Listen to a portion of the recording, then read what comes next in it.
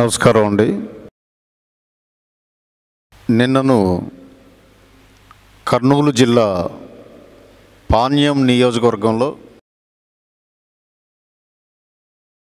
MLA Katasani Rambhupal Reddy వాళ్ళ అనుచరులు తడకనపల్లి గ్రామంలో జనసేన కార్యకర్త సలాం మీద దాడి చేయడం,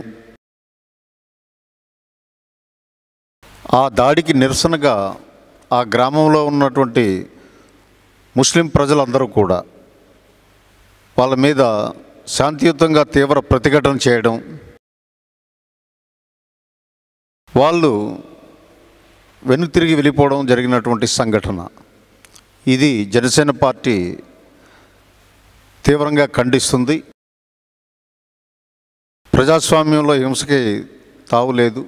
అలాగే తడకనపల్లి గ్రామంలో జరిగినటువంటి ఈ సంఘటన ఏదైతే ఉందో, అందరూ సమైక్యంగా వైసీపీ అరాచకాలను ఎదుర్కొనే ఈ ప్రక్రియ రాయలసీమ ప్రజలందరికీ కూడా స్ఫూర్తిదాయకంగా ఉంటుంది.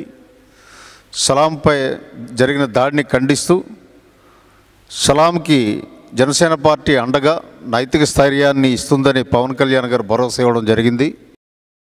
ప్రజాస్వామ్యంలో దాడులకి ఎటువంటి ఆస్కారం లేదు అని జనసేన బలంగా నమ్ముతుంది.